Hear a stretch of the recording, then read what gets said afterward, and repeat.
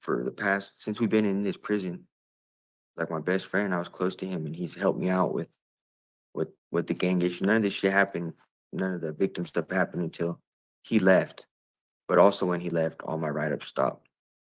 But I had to have his back. That's just I don't have friends in prison. I don't get close to people in prison. I don't do none of that. Even now, all I do is watch TV and I come out, use a phone shower, and go back. I'm in single cell rec. I asked to be here. We are about to watch the parole hearing of a Utah man who should have been released 2 years ago for the initial felony that he's in for 5 years for possession of a stolen vehicle. But he picked up another 5 years for assault by prisoner. And that's what this parole hearing is about. I'll unpack it with the details and the results of the hearing at the end. Let's go over your current committing offense in case 221904778, where you were convicted of a third-degree felony assault by prisoner. This one occurred around March 29th, 2022, where it looks like you and another individual, after somebody had come back from an incident, came from underneath the stairs and started assaulting this individual who just come back to the unit. Officers state that you guys had refused verbal commands to stop fighting, and officers fired VKSs, a super sock beanbag round through the port. You walked away toward the showers while the other two continued to fight. And it looks like that was the extent of your involvement. And everybody was treated for minor cuts and abrasions. Does that seem accurate, sir? Yes. Can you tell me what was going on? What the fight was for? Well, it was the guy that we assaulted. He was starving us. I had knew him from a previous prison Okay. stay, and I came back this time, and I was just fresh out of RNO, and my mentality, I didn't know if I knew how to handle it, and that was the only way at that time that I knew how to handle it. I was being starved. He wasn't feeding me my trays, and it had been a while. Was he in charge of Yes, food distribution then, basically? yes. Was it in any way gang related? No, I have not been active since 2017. Okay. Since your last hearing, you've had a lot of disciplinary violations. So I'm gonna go over those really quick because the board is gonna want to know about those disciplinaries and kind of what's going on, okay? So you have one from March 9th, 2022 for the assault, refuse, order, resist, arrest. I'm guessing that was for your charges, correct?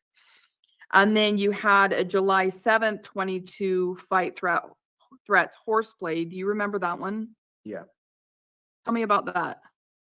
we were all we had drank that day, and we're just getting rowdy, Okay.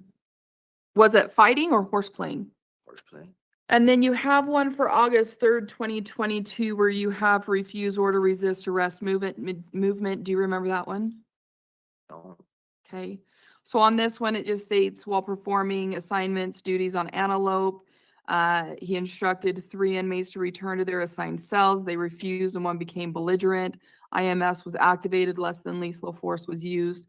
Certify or performed an extraction. 1 inmate was moved to different housing. Notifications were made. Do you remember that? Yeah. Tell me about that. it was my cellie. He was having mental health problems, and they weren't giving him. They took him off his meds, and he just went crazy. And that was my cellie. Me and my neighbor ended up racking in, Okay. and Sir did whatever they did with him, and I still got the write up. And I don't see, like, it just says somebody was extracted. It doesn't tell me who. So that's why I'm asking also for this information, because a lot of the times I get more information from you guys. Ouch. This one was a search of a cell, brew was found, the brew was taken and disposed of properly. Do you remember that? Yeah, Tell me about that. it's fits in a common area, and they charge us both. I don't remember specifically, but I remember my old cellie I got close with him, and he's been in trouble a lot. And the way I am is I had his back through everything, and I had a lot of write ups. And if you look at the time since he's been in the hole, I haven't had no write ups. I don't think maybe one or How two. long has he been in the hole? Since March, I think. Okay, because I don't have information on who your cellies are either. Yeah, been since March. And then December 2022, you had unauthorized possession of property. Do you remember that one? Yeah. Tell me about that. The speaker. Okay.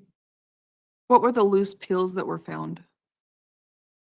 They were Tylenol, and the med tech told the cops that they found Tylenol in my house. I don't know what else, but I know that the stuff that was on my bed, the med tech told the cops that it was Tylenol. Okay. And then May of 2023, you had some abuse, unauthorized possession, use of property, refuse, resist, arrest, movement, do, or command. Do you remember this one? No.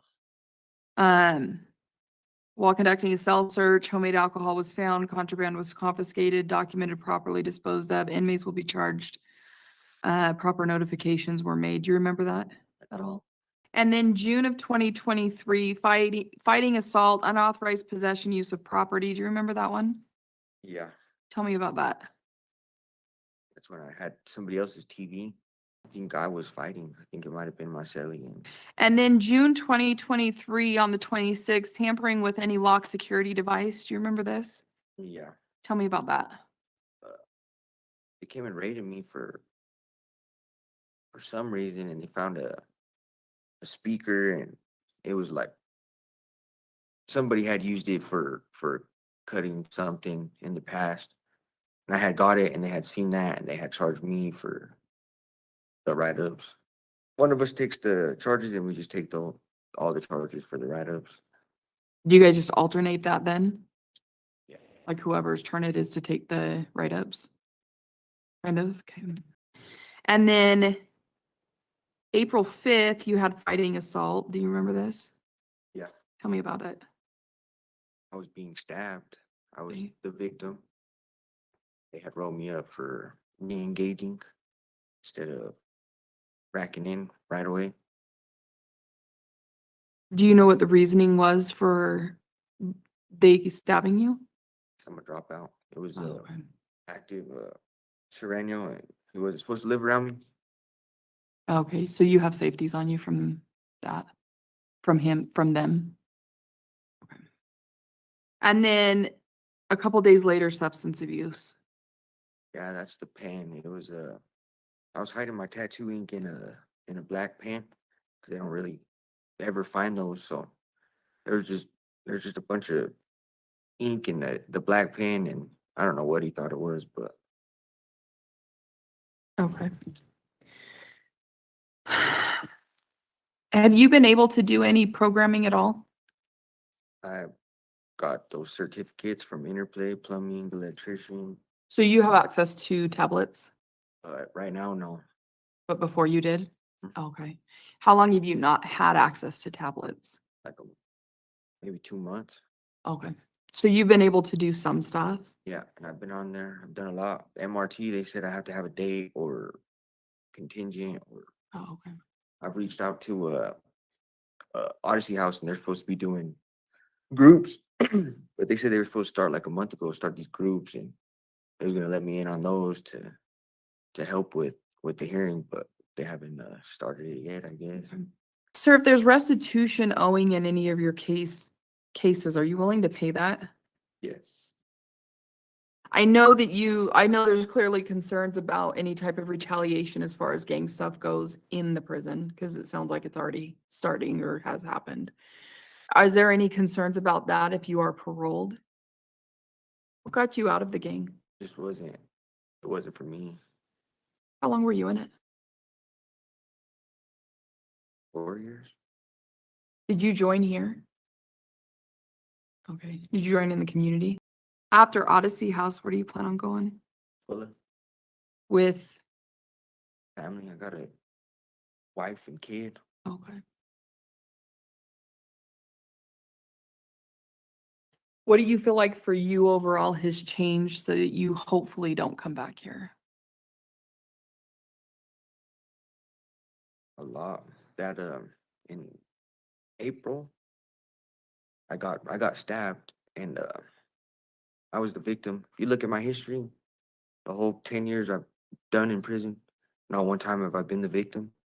I knew what was coming, and I took my time to think about the consequences and what will happen if if I go about it a different way, and I'm still in prison, I still got to live here, so the people still got to look at me a certain way. I've gotten over that too. That was just my thinking at that time, just a couple months ago. But my thinking then was, I still got to live here, so I can't tell the cops anything. But I also didn't do what is appropriate in prison. I was the victim, and then a few days later, I was the victim again of it. I think I'm ready. I think I'm ready. You said you were a victim again a few days after the initial one. Yeah. Okay. What do you mean by that? I don't know what rumor they were starting, but they got in my celly's head, and this is prison, so people don't want to live with the snitch or with certain individuals, and I don't know what they told my celly, but I was in splints because I just got stabbed, and then this hand and all this stuff was broken, and he just told me that I had to leave, and if you tell the cops you can't live somewhere, then you're looked at a certain way. So again, I couldn't do that, and he just yeah, made me the victim again.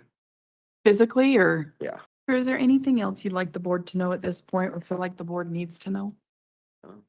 Yeah, I have had a lot of write-ups, and I know it has said I take responsibility for all of them. If you look at them, I pled guilty. I might not remember all because it is quite a bit of them, but I pled guilty.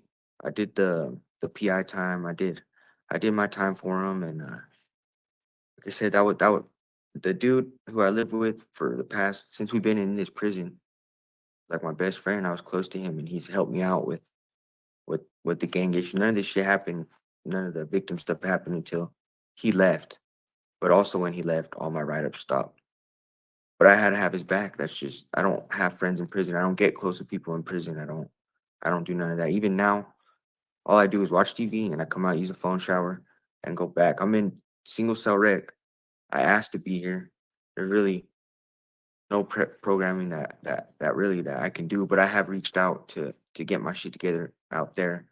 I don't I feel like I need help from people that have been here and done this and are trying to legit get over it and have stuff to do it for. They're not just doing it for you guys or for parole or whatever. Just I know if I probably asked for chances after chances and I've gotten them. I have gotten them, but this time I've taken the steps to do something. Um,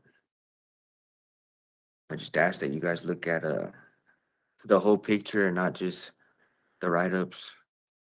Um, I'm I feel like I'm ready to do something.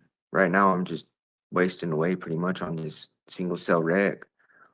Uh, I can move to the open sections or whatever, but it's just too much drama and too much risk. If anything, I'd rather just sit where I'm at and wait till I get out. I'm trying to keep my mind right. I have done those uh those interplay things. I try to do some more aerospace dynamics, but it's just above my grade level. I can't figure that shit out. But Okay. I have I have been productive and I will continue to be. Okay. What I plan on doing, sir, is taking the information we discussed today, compiling that into a report and submitting that to the board. Okay, so what do you think? Do you think they granted? And the short answer is they did grant. Now, they granted that he will get paroled on 7/22/2025. So that was like, I guess like nine. Now his full term date was 3/9/2027. So he's still getting out like a good, roughly 2 years early.